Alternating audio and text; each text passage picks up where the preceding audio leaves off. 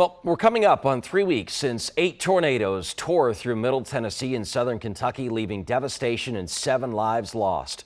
Cleanup crews are doing all they can to help, but one group in Davidson County says they now have to postpone debris removal because of how dangerous it is. Tony Sloan joins us live this morning with more. And Tony, did they say how long they would stop until they get back to work?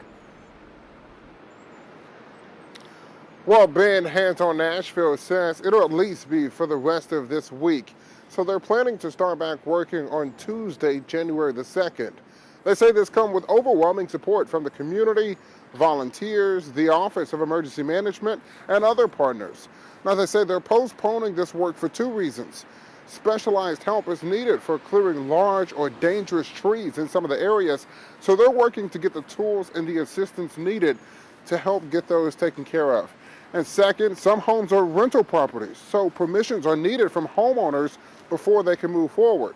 Depending on how soon they can get a response from those homeowners in Davidson County, efforts could take even longer to continue. And while they're stopping the work in Nashville for a while, they're encouraging all of their volunteers with time and resources to direct their efforts toward Clarksville, where recovery is still ongoing as well.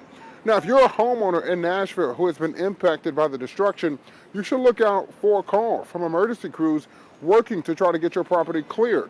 Hands on Nashville says it's been truly moving to see the collaborative efforts taking place throughout some of our city's hardest hit neighborhoods, and they say they want to continue that work as they get the resources and the assistance that's needed.